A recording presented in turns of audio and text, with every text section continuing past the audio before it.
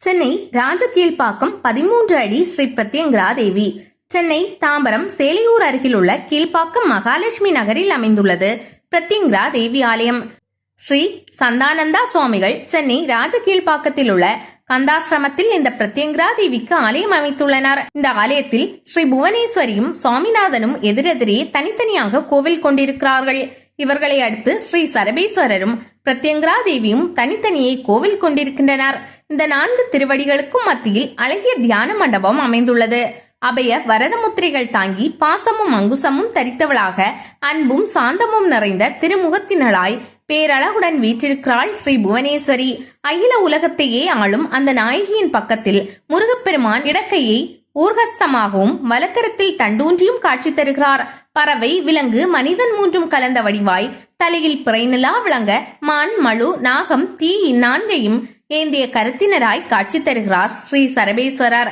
இவர் ஸ்ரீ நரசிம்மரின் ஆவேசத்தை தணிக்கும் பொருட்டு சிவபெருமானால் மேற்கொள்ளப்பட்ட திருவடிவம். சுமார் 12 அடி உயரமுள்ள இந்த ஐம்பொன் சிற்பம் பார்க்க அழகான தோற்றமுடையது. இங்குள்ள பிரத்யங்கரா தேவி சிலை பஞ்சலோகத்தில் 13 அடி உயரத்தில் அமைந்துள்ளது. உலகிலேயே வேறு எங்கும் இல்லாத அளவிற்கு உள்ள சிறப்பு அம்சம் இதுவாகும். இந்த பிரத்யங்கரா தேவி டமருகம், பாசம், கபாலம், சூலம் 4ஐயும் தரித்தவளாய் சிம்ம வாகனத்தில் அமர்ந்து ஒளிதரும் பெருவிழிகளும் தெற்றுப்பற்களும் கோரைப்பற்களும் துலங்க காட்சி தருகிறாள். தலைக்கு மேலே நாகம் குடையாய் கவிழ்ந்திருக்கிறது. பாதத்து அருகே காளியின் மந்திரத்தை வெளிப்படுத்திய அங்கிரஸ், பிரத்யங்கிரஸ் ஆகிய 2 முனிவர்களும் கைகூப்பி தொழுகின்றனர். இந்த ஆலயத்தில் அரிய தரிசனங்களாக பஞ்சமுக கணபதி, பஞ்சமுக ஆஞ்சநேயர் மற்றும் தத்தாத்திரேயரின் வடிவங்கள் ஆகிய சிலைகள் காட்சி தருகின்றன. அபயம் என்று அலறி பணிந்த உயிர்களை காக்கும் அற்புத தேவி இந்த பிரத்யங்கரா. அதர்வன பத்திரகாளியும் இவளை வழிபடும் எவரும் துன்பத்தின் நிழல் கூட தன் மீது படாமல் வாழ்வார்கள். இந்த காளியை வழிபடும் எவரையும் யாரும் பகைப்பதோ விரோதமாக்குவதோ கூடாது. பிரத்யங்கரா தேவியை தியானிப்பவர்களிடம் பகைமை பாராட்டக்கூடாது. அப்படி பக்தர்களை காக்கும் கவசமாக திகழ்கின்றாள் இந்த பிரத்யங்கரா தேவி. கோவை பிரத்யங்கரா தேவி மிளகாய் யாகம், கண்கள் எரியாத அதிசயம். கோவைக்கு அருகில் நல்லூரில் சரபேஸ்வரர் பிரத்யங்கரா தேவி கோவில் ஒன்று சிறப்பாக அமைந்துள்ளது. ஆலயத்தில் ஒவ்வொரு மாத அமாவாசை தினத்தன்றும் காலை 10 மணி முதல் பகல் 1 மணி வரை தேவிக்கு செய்யப்படும் நிகம்பலா யாகம் எனப்படும் யாகத்தில் மூட்டை மூட்டையாக சிவப்பு மிளகாயை யாகத்தீயில் கொட்டி யாகம் நடைபெறுகின்றது. தேவியின் சக்தியை காட்டும் அதிசயம், தீயில் போடப்படும் மிளகாய் எந்த விதமான நெடியையும் ஏற்படுத்துவதும் இல்லை, எவருடைய கண்களும் எரிவதும் இல்லாத அதிசயத்தை உலகில் வேறு எங்குமே காண முடியாது. ஆலயத்திற்குள் அமர்ந்துள்ள ஸ்ரீ பிரத்யங்கரா தேவி 4 சிங்கங்கள் பூட்டப்பட்ட ரதத்தில் அமர்ந்தவாறு 8 கைகளுடன் காட்சி தருகிறாள். முகம் சிங்கத்தினுடையது. கழுத்திலோ மனித கபாலத்தில் கோத்த மாலைகள். தலை மீது படமெடுத்து ஆடும் 7 தலை நாகம். பயங்கரமான தோற்றம். பிரத்யங்கரா தேவி அதர்வன வேதத்தின் அதிபதி. சன்னதியின் நுழைவு வாயிலில் அவளுக்கு வலதுபுறம் மிகப்பெரிய சரபேஸ்வரர் மற்றும் அகஸ்தியர், இடதுபுறம் 2 ரிஷிகளான பிரத்யங்கரா மற்றும் ஆங்கிரசர் போன்றவர்கள் என அவர்களின் உருவம் அந்த சுவற்றில் பதிக்கப்பட்டு உள்ள தாமிரத்தட்டில் காணப்படுகின்றது. சன்னதிக்கு உள்ளே அனைத்து பக்க சுவர்களிலும் பல கதைகளை ஓவியமாக வரைந்துள்ளனர். அங்கு பிரத்யங்கரா தேவிக்கு துணையாக 64 பைரவர்கள் 8 பிரிவாக வகுத்திருக்கிறார்கள். ஓவியங்களில் பைரவர் அன்னம், மாடு, மகிழ், 2 விதமான நாய்கள், கழுகு, குதிரை, யானை மற்றும் கழுதை போன்ற வாகனங்களுடன் காட்சி தருகிறார். ஆலயத்தில் அர்ச்சனைகள் செய்யப்படுவது இல்லை. தேவிக்கு பூஜை மட்டுமே செய்யப்படுகிறது. ஆலய சன்னதிகள் முழுவதும் மேல்கூரையில் உத்ராட்ச மணிகளாலான மாலைகள் பந்தல் போடப்பட்டு உள்ளதை போல தொங்கவிடப்பட்டு உள்ளன என்பதால் அங்கு யாரும் தீபம் ஏற்றுவதையோ கற்பூரம் கொளுத்துவதையோ அனுமதிப்பதும் இல்லை. ஆலய தலவிருஷத்தில் 5 விதமான இலைகளை கொண்ட அரசமரம் உள்ளது. ஆலயத்தின் 8 திக்குகளிலும் மயானம் உள்ளது. இரவில் ஆலயத்திற்குள் எவருமே தங்க அனுமதிப்பது இல்லை. இங்கு வந்து இந்த தேவியை வணங்குவதன் மூலம் ஏவல், பில்லி, சூன்யம், வைப்புகள் போன்றவை விலகுகின்றன. நமது நியாயமான கோரிக்கைகள் நிறைவேறுகின்றன.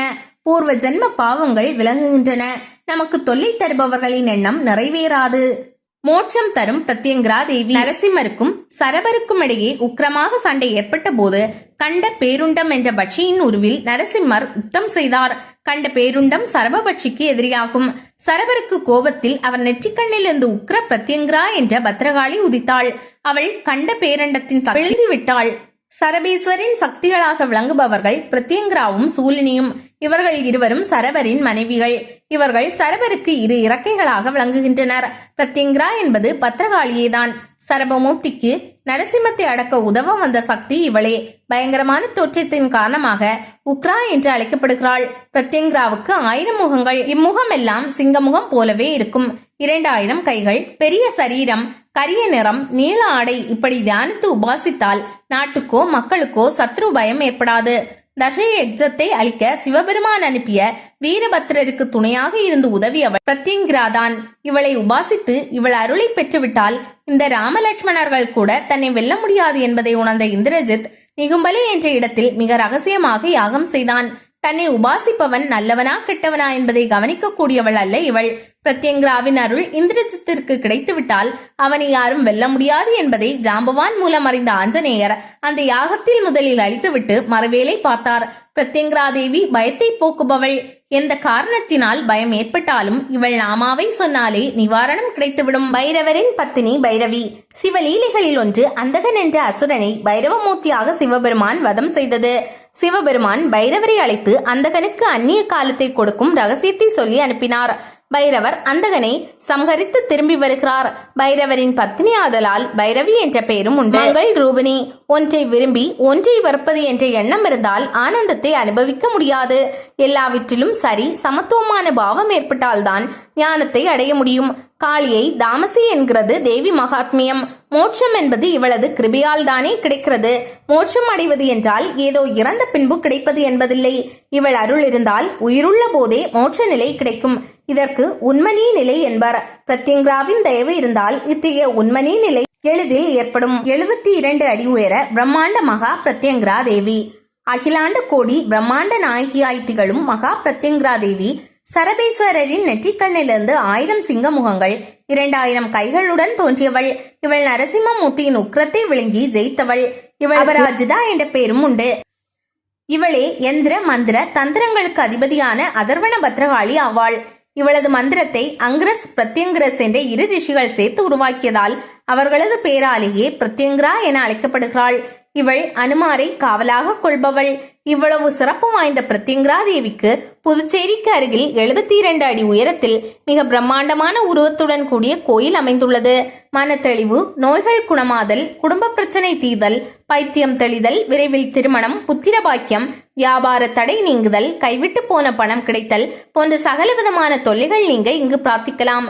நீல நிற ஆடைகள், சர்க்கரை பொங்கல், எள்ளு சாதம், புளியோதரை, தயிர் சாதம், எள்ளுருண்டை, பானகம், கிழங்கு வகைகள், உளுந்து வடை, வெண்ணெய், திராட்சை ஜூஸ், ஏலக்காய், ஜாதிக்காய் மாலைகள், இளம் சிகப்பு நிறப்பூக்கள், எள்ளுப்பூ, செந்தாமரை போன்ற மலர்களில் பிரத்யங்கிராவுக்கு அதிக விருப்பம்.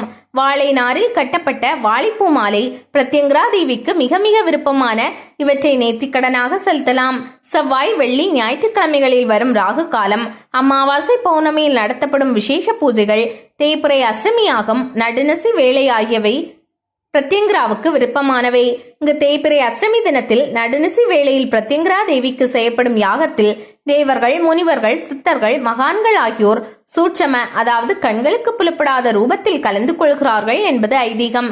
இந்த யாகத்தினால் நாம் நினைத்த காரியங்கள், நீண்ட நாள் நிறைவேறாத ஆசைகள், லட்சியங்கள் ஆகியவற்றை அடையலாம். பிரத்யங்கிரா தேவி வழிபாடு. இந்த கலியுகத்தில் மிகவும் சக்தி வாய்ந்த தெய்வம் ஆதிசக்தி அம்சமாகிய அன்னை ஸ்ரீ அதர்வண பத்ரகாளி. இந்த தெய்வத்தை அரச ரிஷி, பிரத்யங்கிரா ரிஷி ஆகிய இருவரும் தேவியை கண்டு வழிபட்டனர். இந்த தேவியை வழிபட்ட ரிஷிகளின் பேராலேயே ஸ்ரீ பிரத்யங்கிரா தேவி என்று அழைக்கப்பட்டு வருகிறாள். இந்த தேவியின் மந்திரத்தை தெரிந்து கொண்டவர் அசுரகுரு சுக்ராச்சாரியார் ஆவார். அவர் மூலமாய் இந்த தேவியை வழிபாடு செய்தவன் ராவணேஸ்வரன் மகன் மேகநாதன் என்னும் இந்திரஜித் ஆவான். இந்த தேவியின் மகிமை பற்றிய புலிபாணி முனிவர் மிகவும் விமர்சையாக கூறியுள்ளார். இந்த தேவி ஸ்ரீதேவி எந்திரத்தின் உத்திரத்திக்கில் இருப்பவர். இந்த தேவியின் அவதாரம் 1000 சிங்க முகங்களும் 2000 கைகளும் கோரைப்பற்களும் நீல நிறம் உடையவளாகவும் ஆமை மாலையாகவும் கபால மாலையையும் அணிந்து காட்சி தருபவள். அக்னி சுவாலை கொண்டவள்.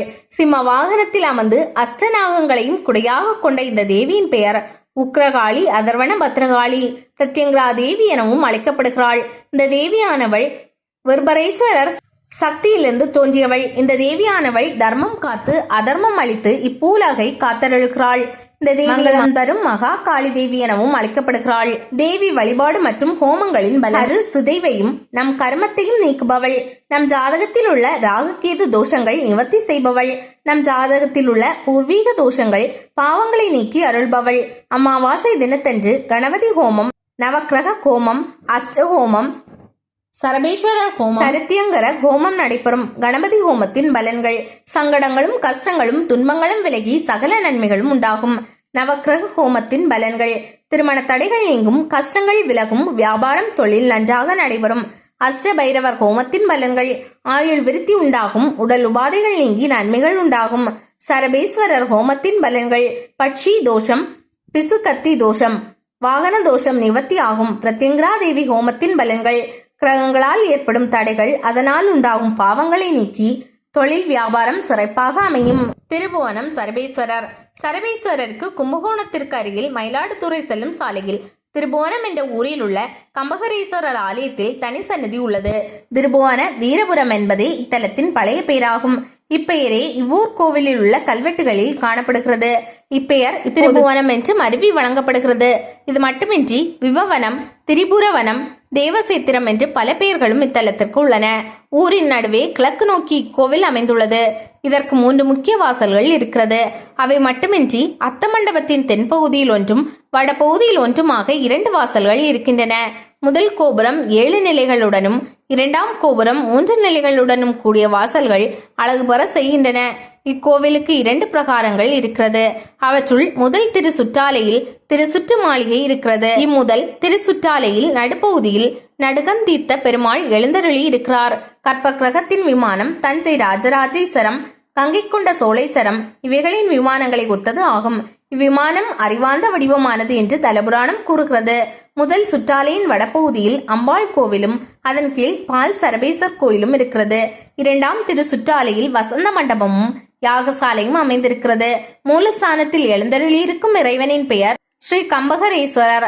தமிழில் நடுக்கம் தீர்த்த பெருமான் என்பது பொருள். திருபுவன ஈச்சரமுடையாக தேவர் என்பது இக்கோவில் கல்வெட்டுகளில் குறிப்பிடப்பட்டிருக்கும் திருப்பெயராகும்.